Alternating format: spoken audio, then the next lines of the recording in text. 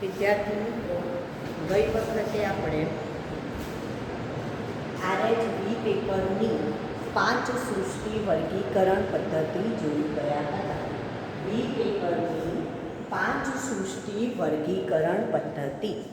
તો આ જે વર્ગીકરણ પદ્ધતિ છે એમાં આપણે વાત કરી હતી કે પહેલું આવશે મોનેરા સૃષ્ટિ, બીજી આવશે પ્રોટિસ્ટા, ત્રીજું ફ્રૂગ, ચોથું વનસ્પતિ અને પાંચમું પ્રાણી સૃષ્ટિ.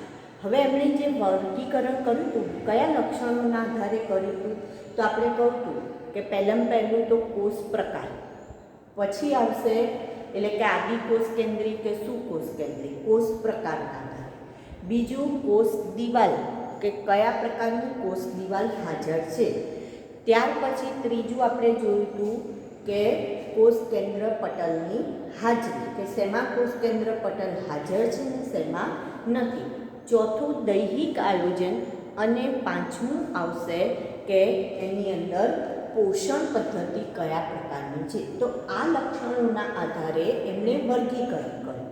આરએચબી ટેકરે 5 સૃષ્ટિનું વર્ગીકરણ કર્યું.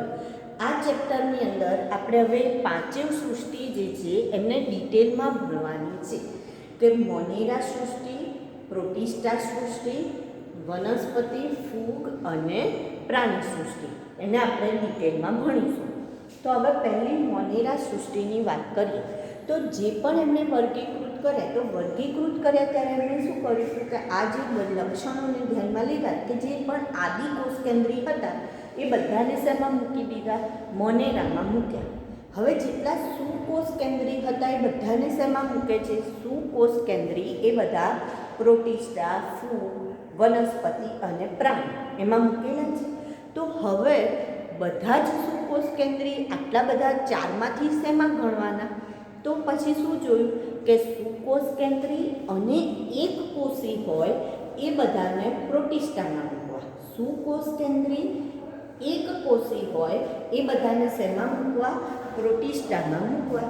તો એનો મતલબ પ્રોટિસ્ટા સૃષ્ટિમાં ક્લેમિડોમોનાસ, ક્લોરેલા, પ્રોટિસ્ટા સૃષ્ટિમાં ક્લેમિડોમોનાસ,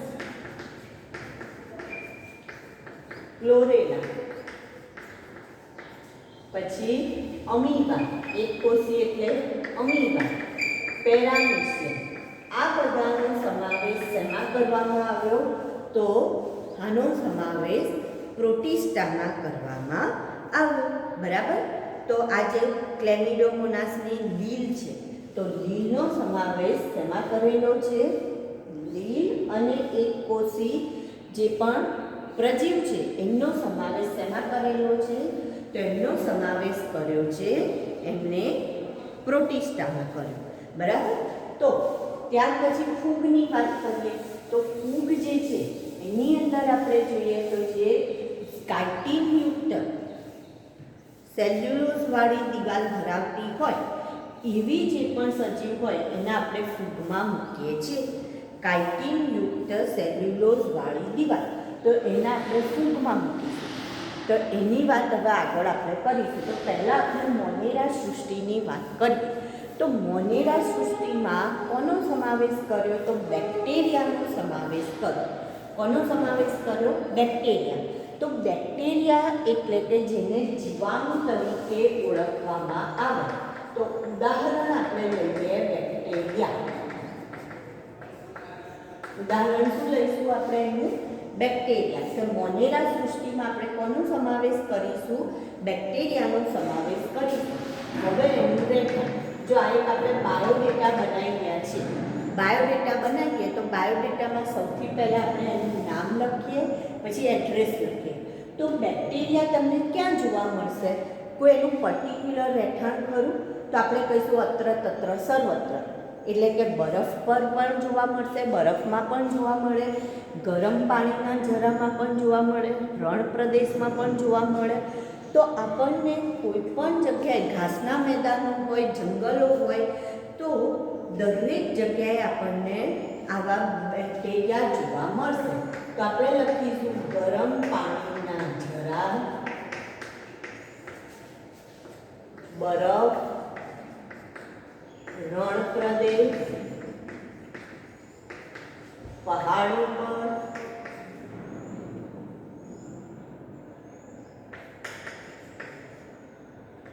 દરેક જગ્યાએ આપણને શું જોવા મળશે? બેક્ટેરિયા જોવા મળશે. હવે આ જે બેક્ટેરિયા છે એટલે કે કોઈ પણ વિપરીત પરિસ્થિતિ હોય તેવી પરિસ્થિતિમાં પણ આ બેક્ટેરિયા પોતાનું જીવન ગુજારી શકે છે. હવે જો એની રચના જોઈએ, બેક્ટેરિયાની રચનાની વાત કરીએ તો રચનામાં એવું કહે છે કે આકારના આધારે એમને 4 કક્ષામાં વહેંચવામાં આવે. આકારને આધારે બેક્ટેરિયાને આપણે કેટલી કક્ષામાં વહેંચીશું? 4 કક્ષામાં વિભાજિત કરાય. આકારને આધારે બેક્ટેરિયાને કેટલી કક્ષામાં વિભાજિત કરીશું? 4. કઈ રીતના? તો પહેલું જે છે એ છે ગોલાણુ. પહેલું શું આવશે? ગોલાણુ. ગોલાણુનો મતલબ થશે કે જે કેવા આકારના છે? તો આવા ગોળ આકારના છે. જેમ કે ન્યુમોનિયા કરતા બેક્ટેરિયા સ્ટ્રેપ્ટોકોકસ ન્યુમોનિયા કરે ને એ બેક્ટેરિયા છે સ્ટ્રેપ્ટોકોકસ ન્યુમોની. તો એ આવા ગોળ આકારના હોય છે, તો એને કહેવાય ગોલાણુ. આ બરાબર. ત્યાર પછી આવશે દંડાણુ. દંડાણુમાં એનો આકાર સળી જેવો. આ રીતે આને કહેવાય દંડાણુ. જેમાં બેસિલસ એનું ઉદાહરણ આવશે. બેસિલસ માટીની અંદર આપણને જે બેક્ટેરિયા જોવા મળે બેસિલસ, એનો આકાર આ રીતનો દંડાણુ જોવા મળશે. ત્રીજું આવશે સર્પાણુ, જેને સ્પાઇરિલિયમ તરીકે ઓળખવામાં આવે. સર્પાણુ આ રીતના આપણે જે સ્પાઇરલ બાઇન્ડિંગ તમે જોયું હશે તો એવા આકારના, જેનું ઉદાહરણ છે સ્પાઇરોકેટ. સ્પાઇરોકેટ નામના બેક્ટેરિયા જે કેવા છે? સર્પાણુ આકારના છે. જો આપણે સવારે ઉઠીએ અને આપણા દાંત જે હોય, દાંતની અંદર સફેદ સફેદ કચરો જે ભરાયેલો હોય બ્રશ કર્યા પહેલાં, એને આપણે જો કાઢીએ અને એને સ્લાઇડ ઉપર લઈએ અને પછી એમાંથી એના ઉપર આપણે રિએજન્ટ ને બધું નાખીને એને જો આપણે સ્લાઇડ બનાવીએ તો એમાં આપણને આવા સર્પાણુ પ્રકારના બેક્ટેરિયા જોવા મળશે. ગોલાણુ, દંડાણુ, સર્પાણુ. જો શેના આધારે પ્રકાર પાડ્યા છે? આકારના આધારે. ગોળ હોય તો ગોલાણુ, લાંબા સળી જેવા હોય તો અહીંયા આપણે નીચે લખીશું, આ નામ લખીએ એનું અને આ એનું શું થશે? આકાર થશે. તો આકારમાં ગોલાણુમાં કેવો આકાર આવશે? ગોળ. દંડાણુમાં કેવો આકાર આવશે? સળી જેવો.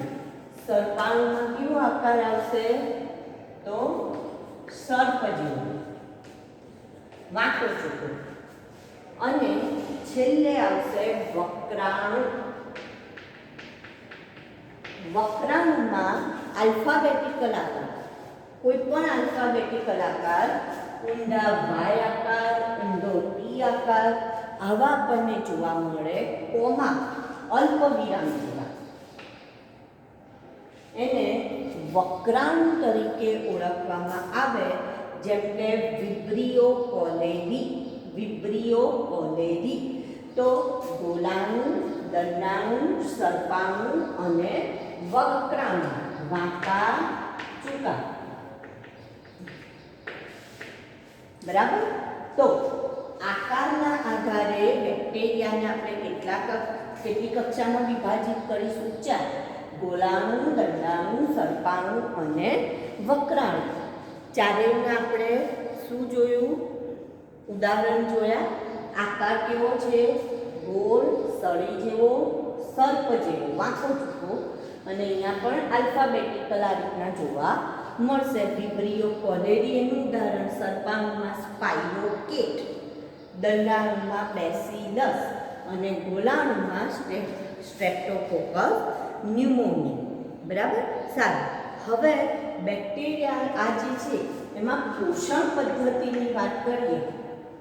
જો પોષણની વાત કરીએ આપણે, આકારની વાત કરી, હવે પોષણ, તો બેક્ટેરિયા મોટાભાગે કયા પ્રકારનું પોષણ દર્શાવશે? તો તમે તરત જ કહેશો કે વિષમ પોષી. વિષમ પોષી, બરાબર. તમને ખબર જ છે ને બેક્ટેરિયા કેવા પ્રકારની પોષણ પદ્ધતિ દર્શાવે? વિષમ પોષી. પણ કેટલાક બેક્ટેરિયા એવા છે કે જે સ્વયંપોષી પ્રકારનું પણ પોષણ પદ્ધતિ દર્શાવે છે.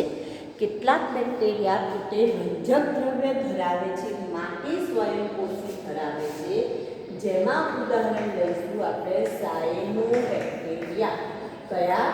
સાયનો બેક્ટેરિયા, જે કયા પ્રકારનું પોષણ દર્શાવે છે? સ્વયંપોષી પ્રકારનું પોષણ દર્શાવે છે. તો આ જે સ્વયંપોષી પ્રકારનું પોષણ છે એ કેવું હશે? સાયનો બેક્ટેરિયાનું જે આપણે ઉદાહરણ લઈએ છીએ, તો એ જે આપણે રસાયણ સંશ્લેષી વાત કરી હતી ને એના જેવું. રસાયણ સંશ્લેષી એટલે શું કરશે? અકાર્બનિક પદાર્થમાંથી પોતાના ખોરાકનું પોષણ મેળવશે. અથવા તો આપણે એવું કહીશું કે એ હાઇડ્રોજન અથવા તો હાઇડ્રોજન સલ્ફાઇડમાંથી પોતે પોષણ મેળવશે. એટલે એને આપણે સ્વયંપોષી તરીકે પણ ઓળખીએ છીએ. હવે જે વિષમપોષી છે તો એમાં કયા આવશે? વિષમપોષી કયા પ્રકારનું દર્શાવે છે? તો મૃતોપજીવી પોષણ આવશે ને. બેક્ટેરિયામાં તો કયું આવશે? મૃતોપજીવી. હવે આ જે મોનેરા સૃષ્ટિ છે એને બીજા બે વિભાગમાં વિભાજિત કરી. એક છે આર્કી બેક્ટેરિયા, અથવા બે ક્ષેત્રમાં વિભાજિત કરી. એક આપણે ગણીએ છીએ આર્કી બેક્ટેરિયા અને બીજું છે યુ બેક્ટેરિયા. એક આર્કી બેક્ટેરિયા અને બીજું કયું આવશે? You bacteria.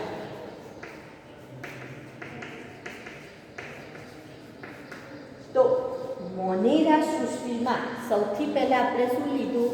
એનું મોનેરા સૃષ્ટિમાં સૌથી પહેલા આપણે એનું ઉદાહરણ લીધું, બરાબર. ત્યાર પછી આપણે એનું રહેઠાણ લીધું કે બેક્ટેરિયા ક્યાં જોવા મળે છે આપણને. એની રચના લીધી. રચનામાં આપણે એનું આકારના આધારે કેટલી કક્ષામાં વિભાજિત કરે એની વાત કરી. અને ત્યાર પછી આપણે એના પોષણની, બસ આપણે રચનામાંથી જ વાત કરીએ છીએ. જો આમાં તમારે એડ કરવું હોય તો તમે આમાં કોષ દિવાલનો મુદ્દો એડ કરી શકો કે કોષ દિવાલ શેની બનેલી છે? તો પોલિસેકેરાઇડ વત્તા એમિનો એસિડની બનેલી છે. હવે બીજા બે ક્ષેત્રમાં મોનેરા સૃષ્ટિને વિભાજિત કરી, જેને ત્રિક્ષેત્રીય વર્ગીકરણ કહેવાય. અને એ હુઝ નામના જે હતા એમણે વર્ગીકૃત કરી, જે આપણે પછીથી હું તમને આખી આ વાત કરું છું. અત્યારે આપણે ખાલી આ મુદ્દો આમાં લઈએ છીએ. તો આર્કી બેક્ટેરિયા એટલે કેવા બેક્ટેરિયા? તો જે બેક્ટેરિયા વિશિષ્ટ પરિસ્થિતિમાં જોવા રહેતા હોય એવા બેક્ટેરિયાને આર્કી બેક્ટેરિયા કહેવામાં આવે છે. વિશિષ્ટ પરિસ્થિતિ એટલે કેવી પરિસ્થિતિ? તો ક્ષારયુક્ત જ્યારે ભાગ હોય અથવા તો ક્ષારયુક્ત વિસ્તાર હોય ત્યાં જે બેક્ટેરિયા રહેતા હોય, આ બેક્ટેરિયા ક્યાં જોવા મળશે? તો વિશિષ્ટ પરિસ્થિતિમાં જોવા મળતા બેક્ટેરિયાનું ક્ષેત્ર એટલે એને શું કહેવાય? આર્કી બેક્ટેરિયા. જોવા મળતા બેક્ટેરિયાનું ક્ષેત્ર એટલે કયું ક્ષેત્ર? આર્કી બેક્ટેરિયા. તો હવે વિશિષ્ટ પરિસ્થિતિ એટલે કઈ પરિસ્થિતિ? તો પહેલું કે છે ક્ષારયુક્ત વિસ્તારમાં જોવા મળતા બેક્ટેરિયા. કેવા બેક્ટેરિયા? ક્ષારયુક્ત વિસ્તારમાં જોવા મળતા બેક્ટેરિયા. એટલે કે જ્યાં એકદમ ક્ષારવાળી જગ્યા હોય ત્યાં. તો એવા બેક્ટેરિયાને આપણે હેલોફાઇટ્સ તરીકે ઓળખીશું. શેના તરીકે ઓળખીશું? હેલોફાઇટ્સ. ક્ષારવાળા વિસ્તારમાં રહે છે માટે એને શું કહીએ છીએ આપણે? હેલોફાઇલ્સ તરીકે ઓળખીએ છીએ. શેના તરીકે ઓળખીશું? હેલોફાઇલ્સ તરીકે ઓળખીએ છીએ. એવી જ રીતના જે બેક્ટેરિયા ગરમ પાણીના જરામાં રહેતા હોય તો ગરમ પાણીના જરામાં રહેતા બેક્ટેરિયાને થર્મોએસિડોફિલ્સ, ગરમ પાણીના જરામાં રહેતા બેક્ટેરિયા તો એને થર્મોએસિડોફિલ્સ તરીકે ઓળખીશું. જો આ જુદી જુદી જગ્યાએ જુદા જુદા બેક્ટેરિયા હોય, જે બેક્ટેરિયા ગરમ પાણીના જરામાં રહી શકે એ બેક્ટેરિયા ક્ષારયુક્ત વિસ્તારમાં ના રહી શકે, એટલે એને જુદા જુદા નામ આપેલા છે. જે હેલોફાઇલ્સ છે કે જે ક્ષારવાળા વિસ્તારમાં રહી શકે છે એ ગરમ પાણીના જરામાં ના રહી શકે. એટલે દરેક જગ્યાએ જુદી જુદી જગ્યાએ જુદા જુદા બેક્ટેરિયા આપણને જોવા મળશે. તો ક્ષારયુક્ત વિસ્તારમાં રહે તો એને શું કહેવાય? હેલોફાઇલ્સ. ગરમ પાણીના જરામાં રહેતા હોય તો થર્મોએસિડોફિલ્સ. તેવી જ રીતના કરણભૂમિ. કરણભૂમિ એટલે કેવી ભૂમિ કે જે આપણે સ્થળજ સામાન્ય જે જમીન કહીએ છીએ, કાદવ કીચડવાળી જેવી જમીન, તો એવી જમીનમાં જે રહેતા હોય એને મિથેનોજન્સ તરીકે ઓળખવામાં આવે. શેના તરીકે ઓળખીશું આપણે? મિથેનોજન્સ તરીકે ઓળખીશું. મિથેનોજન્સ. હવે સામાન્ય રીતે ક્યાં જોવા મળે? તો આપણે કહીશું કે જે ઘાસ ચરતા પ્રાણીઓ હોય તો એનામાં આવા બેક્ટેરિયા જોવા મળશે, મિથેનોજન્સ બેક્ટેરિયા. અને જ્યારે પેલું છાણ આપે તો છાણનો ઉપયોગ આપણે ગોબર ગેસ તરીકે કરતા હોઈએ છીએ. તો કેમ?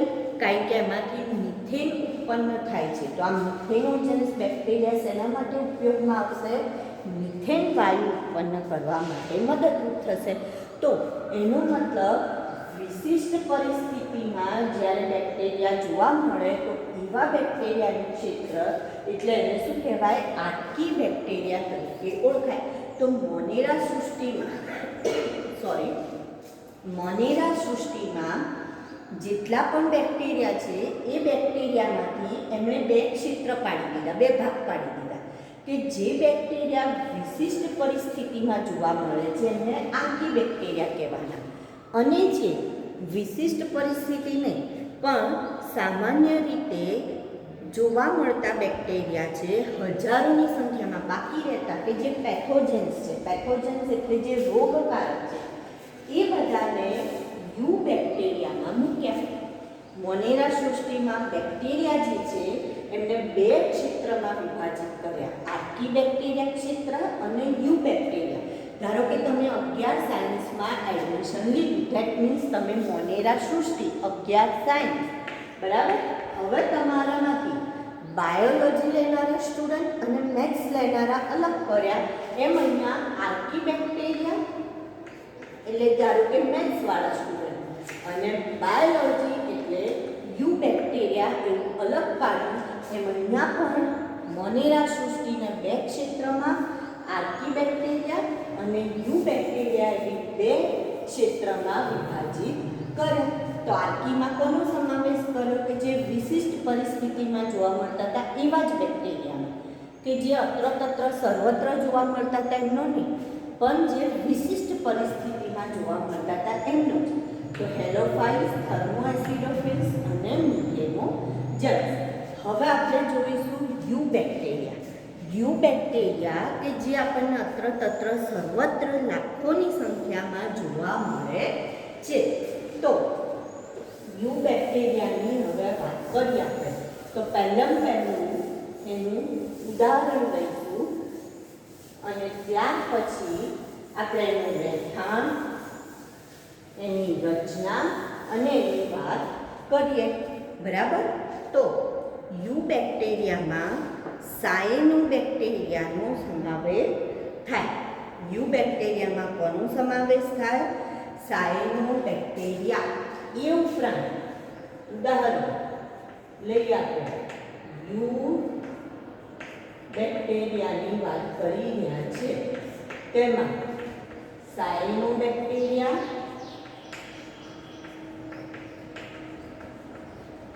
જેને નીલહરિત લીલ તરીકે પણ ઓળખતા હોઈએ છીએ આપણે. શેના તરીકે ઓળખીએ છીએ? નીલહરિત લીલ તરીકે પણ કેટલીક જગ્યાએ એનો ઉલ્લેખ કરેલો છે. બ્લુ ગ્રીન આલ્ગી, નીલહરિત લીલ. એ ઉપરાંત લેક્ટોબેસિલસ જે દૂધમાંથી દહીં બનાવવા માટે જરૂરી છે, દવાઓ બનાવવા માટે જરૂરી છે, નાઇટ્રોજનના સ્થાપન માટે જરૂરી છે. તો આવા બધા જ બેક્ટેરિયાનો સમાવેશ શેમાં કરીશું? આપણે યુ બેક્ટેરિયામાં કરીએ છીએ.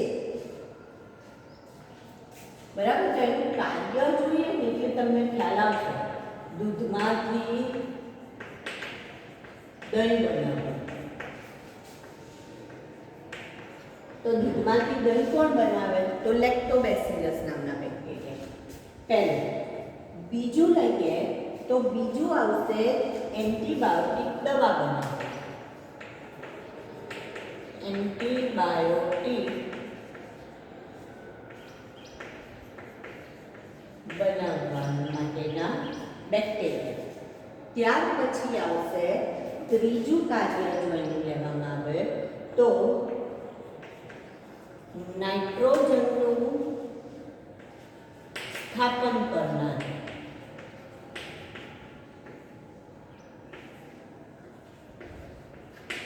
જેમાં રાઇઝોબિયમ નામના બેક્ટેરિયા આવશે. નાઇટ્રોજનનું સ્થાપન કરવામાં કોણ આવશે? રાઇઝોબિયમ નામના બેક્ટેરિયા.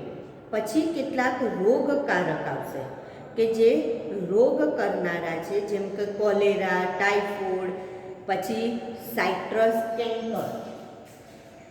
રોગકારક જેમાં કોલેરા કરે તેવા, પછી ટાઇફોઇડ કરે તેવા, સાઇટ્રસ કેન્કર. સાઇટ્રસ કેન્કર એટલે શું ખબર છે? લીંબુ હોય ને, લીંબુ એના ઉપર ચાઠા પાડી દેવા. આપણે જે લીંબુ હોય છે એના પર કાળા કાળા ડાઘ પડી જાય ને એને સાઇટ્રસ કેન્કર તરીકે ઓળખવામાં આવે. તો એવા પણ બેક્ટેરિયા છે, એનો સમાવેશ આપણે આની અંદર કરીશું. તો આ બધા જ બેક્ટેરિયા એ શેમાં આવશે? યુ બેક્ટેરિયામાં આવશે, કે જે આ બધું કામ કરે છે. વિબ્રિયો કોલેરી, સાલ્મોનેલા ટાઇફી, સાઇટ્રસ કેન્કર. તો આ બધા જ બેક્ટેરિયાનો સમાવેશ શેમાં કરીશું? આપણે યુ બેક્ટેરિયામાં. હવે એની રચના જોઈએ. તો રચનામાં શું કહીશું આપણે? સૌથી પહેલાં એની કોષ દિવાલ. શેની બનેલી હોય કોષ દિવાલ? તો આપણે આગળ પણ કહી ગયા હતા. કોષ દિવાલ શેની બનેલી હોય? પોલિસેકેરાઇડ અને એમિનો એસિડની બનેલી સખત કોષ દિવાલ.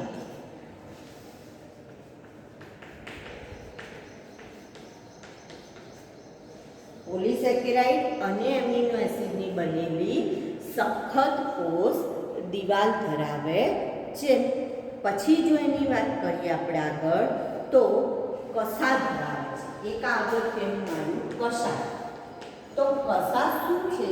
તો આ જે પણ બેક્ટેરિયા છે એમના શરીર ઉપર, આ બેક્ટેરિયા જે હોય એમના શરીર પર આ રીતના કસા હોય. એ એક પ્રોટીનનો બનેલો ભાગ છે આ કસા, જેને ઇંગ્લિશમાં ફ્લેજેલા કહેવાય. જે ફ્લેજેલિન પ્રોટીનનું બનેલું છે. કયા પ્રોટીનનું? ફ્લેજેલિન નામના પ્રોટીનનું બનેલું છે, એટલે એને ફ્લેજેલા અથવા કસા તરીકે ઓળખીએ છીએ. શેના માટે ઉપયોગી છે? તો એને હલનચલન અને પ્રચલન, ચાલવા માટે અને હલનચલન કરવા માટે ઉપયોગી છે. તો કસાયુક્ત જે પણ બેક્ટેરિયા છે બધા શેમાં આવશે? યુ બેક્ટેરિયામાં આવે છે. એટલે કસા યુ. કસા ધરાવનારા જેટલા પણ બેક્ટેરિયા છે બધા શેમાં છે? યુ બેક્ટેરિયામાં સમાવેશ થાય છે. એમનું કેવી રીતના રહેતા હોય? તો એકાકી હોઈ શકે, વસાહતી હોઈ શકે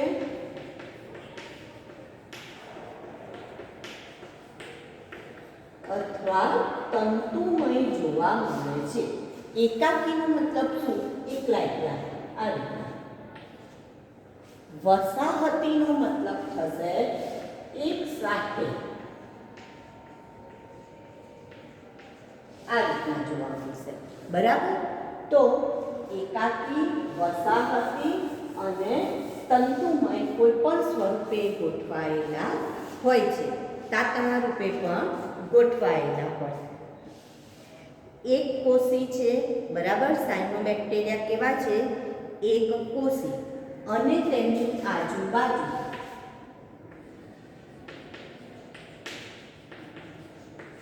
જિલેટીનનું કવચ આવેલું છે. જે પણ આ બેક્ટેરિયા છે એ પોતાની આજુબાજુ જો આ રીતના આ કસા છે અને એની આજુબાજુ એક જિલેટીન નામનું જેલી જેવું આવું કવચ ધરાવે છે, જેને કેપ્સ્યુલ તરીકે પણ ઓળખવામાં આવે. તો જિલેટીનનું એની આજુબાજુ એને રક્ષણ આપવાનું કામ કરશે, એટલે કે રક્ષણાત્મક એક આવું કવચ આવેલું છે. અને જે આ કેટલાક પ્રદૂષિત પાણીમાં પણ જોવા મળશે આપણને. તો વાતાવરણમાંથી નાઇટ્રોજનનું સ્થાપન કરવા માટે વાતાવરણમાંથી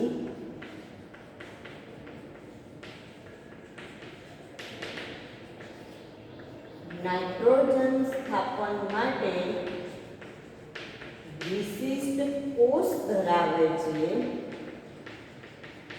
જેને અભિકોષ તરીકે ઓળખાય. શેના તરીકે ઓળખાય? અભિકોષ તરીકે ઓળખવામાં આવે છે. જેનું ઉદાહરણ છે નોસ્ટોક અને એના બીના. નોસ્ટોક અને એના બીના જે વાતાવરણમાંથી શું કરે છે? નાઇટ્રોજનનું સ્થાપન કરે છે. નોસ્ટોક અને એના બીના જે શું ધરાવે છે? અભિકોષ ધરાવે છે અને વાતાવરણમાંથી નાઇટ્રોજનનું સ્થાપન કરે છે. એવી જ રીતના રસાયણ સંશ્લેષી બેક્ટેરિયાની પણ આપણે વાત કરી કે જે શું કરે છે? એટીપી સ્વરૂપે સંગ્રહ કરશે. બરાબર? તો આવી જ રીતના આ બેક્ટેરિયા પોતાનું આવા લક્ષણો ધરાવતા હોય છે. બરાબર? સારું. એ ઉપરાંત એ લોકો પ્રજનન કઈ રીતના કરશે? તો ભાજન પ્રકારે. વિભાજન આપણે જોયું હતું ને, એકમાંથી બે. તો વિભાજન પ્રકારે કરે છે. અને જો પરિસ્થિતિ અનુકૂળ ન હોય તો બીજાણુ નિર્માણ પણ કરે છે. બીજાણુ સર્જન કરે. પ્રતિકૂળ પરિસ્થિતિ આવે ત્યારે શું કરી દેશે? બીજાણુ ઉત્પન્ન કરી દેશે અને એક બેક્ટેરિયામાંથી બીજા બેક્ટેરિયામાં ડીએનએ આપી દેશે. એક બેક્ટેરિયા પોતાનો ડીએનએ કોને આપશે? બીજા બેક્ટેરિયાને આપશે અને એના દ્વારા એ લિંગી પ્રજનન પણ કરતા હોય છે. બરાબર? તો ભાજન, બીજાણુ સર્જન અને એકમાંથી બીજામાં ડીએનએની આપલે દ્વારા લિંગી પ્રજનન. આ બે અલિંગી પ્રજનનની પદ્ધતિ છે. અને ડીએનએની આપલે દ્વારા કયું પ્રજનન થશે? લિંગી પ્રજનન કરે છે. તો આર્કીબેક્ટેરિયા, યુ બેક્ટેરિયામાંથી વાત કરી આપણે. અને છેલ્લા એક ત્રીજા બેક્ટેરિયા છે જે માઇકોપ્લાઝ્મા તરીકે ઓળખાય છે. માઇકોપ્લાઝ્મા તરીકે જેને આપણે ઓળખીએ છીએ. હવે આ જે માઇકોપ્લાઝ્મા છે એ સૌથી નાનામાં નાના જીવંત કોષ તરીકે પણ જેને આપણે ઓળખીએ. માઇકોપ્લાઝ્મા જે ઓક્સિજન વિના પણ રહી શકે છે. આ માઇકોપ્લાઝ્મા ઓક્સિજન વિના પણ રહી શકે છે. નાનામાં નાના જીવંત કોષ છે કોષ દિવાલ વિહીન હોય છે. આ પણ એક પ્રકારના શું છે? જીવાણુ છે. બરાબર? જીવાણુ પણ કોષ દિવાલ વિહીન. કેવા? કોષ દિવાલ વિહીન નાનામાં નાના જીવંત કોષ તરીકે હોય છે. બરાબર? આ માઇકોપ્લાઝમા અને ઓક્સિજન વગર જીવી શકે. ઓક્સિજન વગર જીવી શકે એવા બેક્ટેરિયા છે અથવા એવા જીવાણુ છે કે જે ઓક્સિજન વગર પણ રહી શકે છે. તો મોનેરા સૃષ્ટિની આજે આપણે વાત કરી. તો મોનેરા સૃષ્ટિમાં સૌથી પહેલાં આપણે કઈ વાત કરી કે મોનેરા સૃષ્ટિમાં ઉદાહરણમાં બેક્ટેરિયા, પછી રહેઠાણ તો બધી જ જગ્યાએ જોવા મળે છે. ત્યાર પછી એટલે કે ગરમ પાણીના ઝરા હોય, બરફ હોય, રણ પ્રદેશ હોય, બધી જ જગ્યાએ આપણને જોવા મળશે. ત્યાર પછી આપણે વાત કરી, ત્રીજી વાત આવશે એની રચના. તો રચનામાં આપણે પહેલું કહ્યું કે એના આકારના આધારે 4 કક્ષામાં વિભાજિત કર્યા. કઈ કઈ કક્ષા હતી? ગોલાણુ, દંડાણુ, સર્પાણુ, વક્રાણુ. પોષણની વાત કરી, વિષમપોષી, સ્વયંપોષી. સ્વયંપોષીમાં સાયનોબેક્ટેરિયા ઉદાહરણમાં લીધું. ત્યાર પછી એને 2 ક્ષેત્રમાં વિભાજિત કરેલા છે મોનેરા સૃષ્ટિને, આર્કીબેક્ટેરિયા અને યુબેક્ટેરિયા. આર્કીબેક્ટેરિયા એટલે વિશિષ્ટ પરિસ્થિતિમાં જોવા મળતા, જેમાં હેલોજન્સ, પછી થર્મોએસિડોફિલ્સ અને મિથેનોજન્સ લીધું ઉદાહરણ. યુબેક્ટેરિયામાં સાયનોબેક્ટેરિયા, નોસ્ટોક, એનાબિના, લેક્ટોબેસિલસ, રાઇઝોબિયમ, વિબ્રિયો કોલેરી, બધા જ બેક્ટેરિયા ઇન શોર્ટ. બરાબર? આ એના કાર્ય કયા આપણે? રચના પોલિસેકેરાઇડ અને એમિનો એસિડ યુક્ત સખત કોષ દિવાલ. કસા ધરાવે કોષ દિવાલ. પછી હવે અંદર જઈએ તો કસા અને આજુબાજુ જીલેટીનનું કવચ હોય છે. એકાકી, વસાહતી અથવા તંતુમય હોઈ શકે. વાતાવરણમાંથી નાઇટ્રોજન સ્થાપન માટેના વિશિષ્ટ કોષો ધરાવે છે, જેને અભિકોષ કહેવાય. અને પ્રજનન તો ભાજન, બીજાણુ સર્જન અથવા તો ડીએનએની આપલે દ્વારા લિંગી પ્રજનન દર્શાવે છે. માઇકોપ્લાઝમા જોઈએ તો કોષ દિવાલ વિહીન છે. નાનામાં નાના જીવંત કોષ તરીકે સૌથી નાનામાં નાનો જીવંત કોષ તો માઇકોપ્લાઝમા અને ઓક્સિજન વગર જીવી શકે તેવા છે. તો મોનેરા સૃષ્ટિની વાત આપણે પૂરી કરીએ છીએ અને પ્રોટિસ્ટા સૃષ્ટિની વાત હવે નેક્સ્ટ ટાઈમ લઈશું.